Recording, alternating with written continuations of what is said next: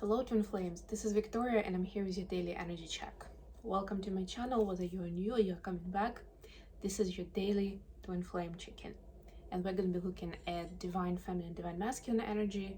Then we'll get the response to a special question from Spirit, and then we'll see how the twins see each other right now. And of course, I will start with an oracle deck. Today it's Beyond Lemuria. Decided to go with a special one, so let's see what we have for Divine Feminine first of all. I'm still considering making my rubrics for Divine Masculine readings and Ancestor readings a regular thing, like once a week, for example. Let me know what you guys think. So for the feminines, we have card number 11, Ether, the seamless, unspeakable. Yeah, so the ether is something that gives us information without needing to like speak it, prove it, give us tangible evidence. Let me see. This is an elemental card, so essentially it doesn't have a divination point, but it speaks about the ether. Too elusive and mysterious to define, and knowing without words, the space in between, life force energy, right? So this is like next level of communication, a level up in your communication skills, divine feminines, right? And this is, I would say, when it comes to our light worker gifts, this is the main language of communication. When it comes to psychic abilities, to clairsentient, clairvoyance, clairaudience, this is it, right? How do we hear voices in our head, so to speak, if it's clairaudial ability, right? We know it. I'm laying out the cards and I just know, I get those messages, they're just there. There is no separate process around it. They're just there. Just know what to say in the moment, how to interpret from that language to their language that we all understand. What may be perceived as the endless black nothingness is actually the illuminated eternal, the core that all our fears may be peeled back to. When we step through the darkness, we realize it is only a short distance away from the wide void at the center of creation and heaven. Herein lies the feeling that we may have been striving our whole life to meet and yet simultaneously subconsciously running from.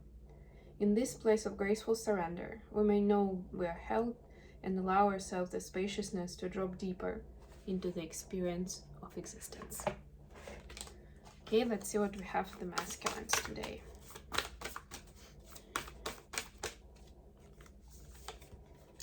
Root chakra, ground and center. This is pretty straightforward. And divine masculines have been going through so many major shifts with all those tower moments and what else was it? Yeah, all kinds of like justice cards and stuff that definitely it threw them off, right? That's another part of the spiritual experience. When you get to a new place, you kind of like, you get there, time portal, you're there energetically, right? And then it's like, well, what do I do here, right? Your brain starts freaking out. And that's when root chakra needs to be worked on. In order to restore this chakra, spend time in nature. Sit or stand barefoot in nature and feel your roots merging with the earth beneath you. Consider your founding beliefs. If they no longer serve you, it may be time to consider your priorities or the foundations you live your life by. Be aware of any recurrent patterns that may be holding you back. Sounds familiar, divine masculines? The themes are home, foundations, physical basis, and responsibility. Color wash is red, and there is a sigil here, so this deck allows you to do ritual with the sigil, so I'm gonna bring it closer so you can see if that's something you're interested in. This is the sigil. And you can draw it in the air 3 times with your finger, and then kind of like place, if you don't have the cards, place your hands to the position of the chakra in your body. And that's the healing ritual. In the meantime, I'm gonna turn to tarot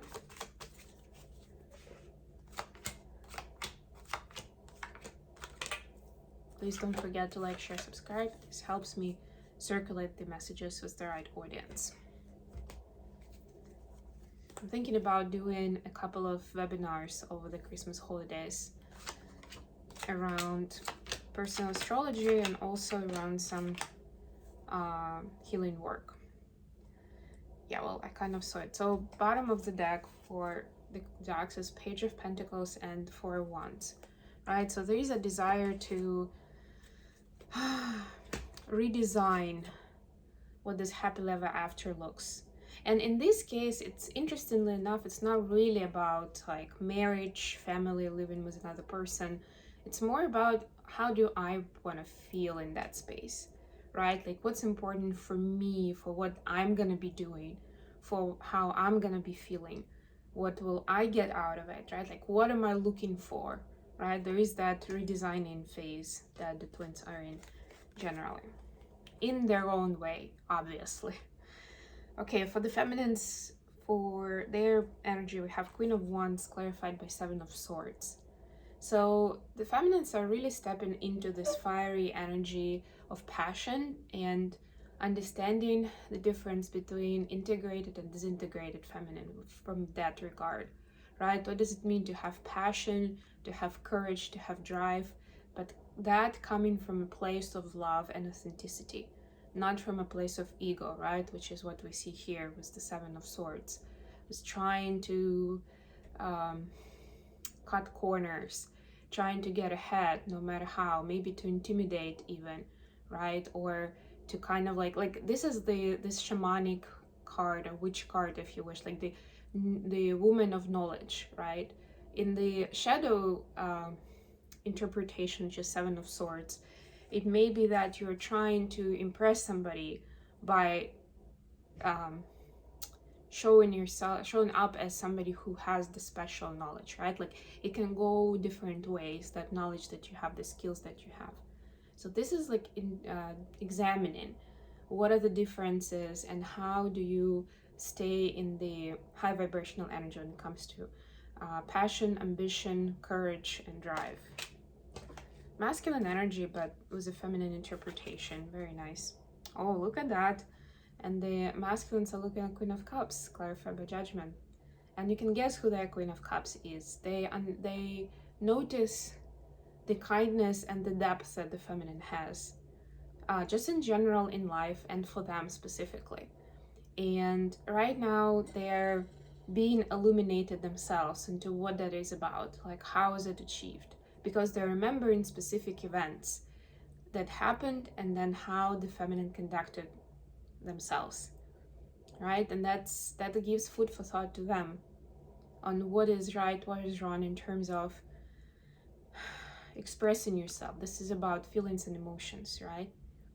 Like what is healthy, what is unhealthy and becomes a burden or a drain for another person, even if you're speaking from the heart, right? Like just the fact that you speak from the heart doesn't necessarily mean that it's going to be beneficial for another person, or at least neutral, right? We can still inadvertently drain their energy. So this is them looking at it from a higher perspective, from a higher knowledge of like how do those situations differ, of when what I say and how I say it means as much as, if not more than, whether I'm being honest or not. Because that was step number one for them in communication. Additional question. I was just talking about the towers at the beginning. The world clarified by the tower. Whoa, mind blown. Something is coming to an end, some kind of chapter, right? And it may catch you by surprise. It may, or maybe it's caught you by surprise, right? Maybe it already happened or it's coming, but you won't see that coming. Like it's gonna hit you on the head from behind, right? It's gonna be something that's like some part of your life is over, right? Or this relationship is over, or the job is over.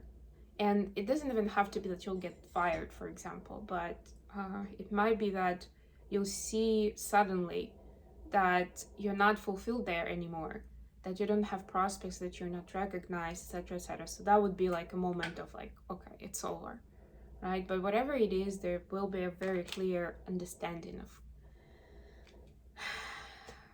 old chapter ending and new chapter beginning. So what is that about for the feminines? Eight of Pentacles clarified by the star.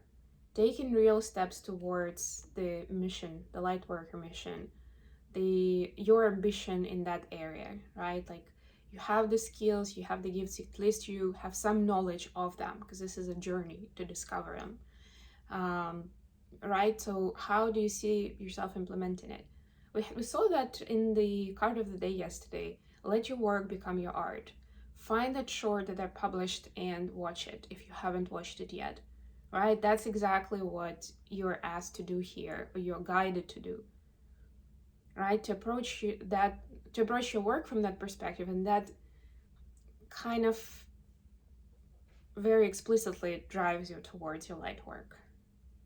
And being very creative with how you want to implement your gifts and how do you see them helping the humanity. It doesn't have to be a tarot reader or I don't know, somebody giving advice in Instagram or something, right? Like it can be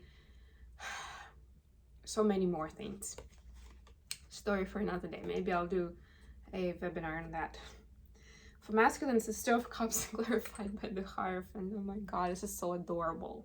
Right, so for them, some sort of relationship is over, because it can be a romantic relationship with a karmic partner. It can be, how do I put this? It can be a relationship with another close person, friends and family, anybody else. And with those people, like, let's say it's a family member, let's say it can be a parent even. It's not that they're just gonna cross that parent out of their life, but this is like a reality check that this is not love, or like this is not healthy, right? And I'm not saying that the other person necessarily torments them, right? We know how this works. When you have those kind of karmic relationships, you're both teaching each other a lesson. So they're learning the lesson. And again, this wasn't in the reading just yesterday or the day before. DMs are learning the lesson the hard way. So that was the Tower moment. And now look at that. The energy opens up, and this is another major arcana. It's just major revelation of the values that the masculines have that are important to them. How do they recognize their soulmate? By these common values, but by seeing that you want the same things, that you approach something with certain mindset, right? With certain attitude. That's interesting. That includes the relationship, of course. How the feminine see in masculines. We see the Chariot clarified by Ace of Pentacles. Warp speed ahead. Mr. Spock. Well, they're seeing the masculines really want to move ahead and start up something new in their life. Not necessarily together with feminines, but something that will be the prerequisite to having it all with the feminines. They could feel that, they could sense that, how important that step is, right? And they're being guided towards progress, but it's easier said than done, right? And there's always like this juxtaposition of the shadow and light. So the road is not straight, and you can't keep up like high speed and moving forward, right? Sometimes masculines have to stop, make a stop, kind of like look around, think about their feelings of the situation, right? Sometimes they take a detour and then realize that was the wrong turn, right? And they have to come back. So it's kind of like a winding road eventually, if you look at it on the map. But they know that progress is there. A lot of progress is there, even if it doesn't immediately look like that on the surface. How the masculine see feminines. 10 of Pentacles clarified by Ace of Swords. Yes, they're seeing a lot of future with the feminines. And I like this card actually in a way that it shows like the global concept of it. And to me, especially when it comes to twins, this is the concept of changing the world for the better. So this is like the main truth they're seeing right now. That's the main mission that the masculines have with the feminines. Change the world for the better. Make it a better place, or like take care of the environment, help the poor and the needy, all of those things, right? It has like this global concept. And yeah, it doesn't just have to be charity and giving money, right? Because again, pentacles are resources, and our gifts and our energy are our main resource when it comes to light work, right? So again, this is using our skills, our love capacity, right? Our heart space to be able to help people out of their need, out of their mental block, out of their desperation and anxiety. Okay, I think I'm gonna leave it here. Thank you so much for joining me, guys. I love you all, and I'll be back with more readings very soon.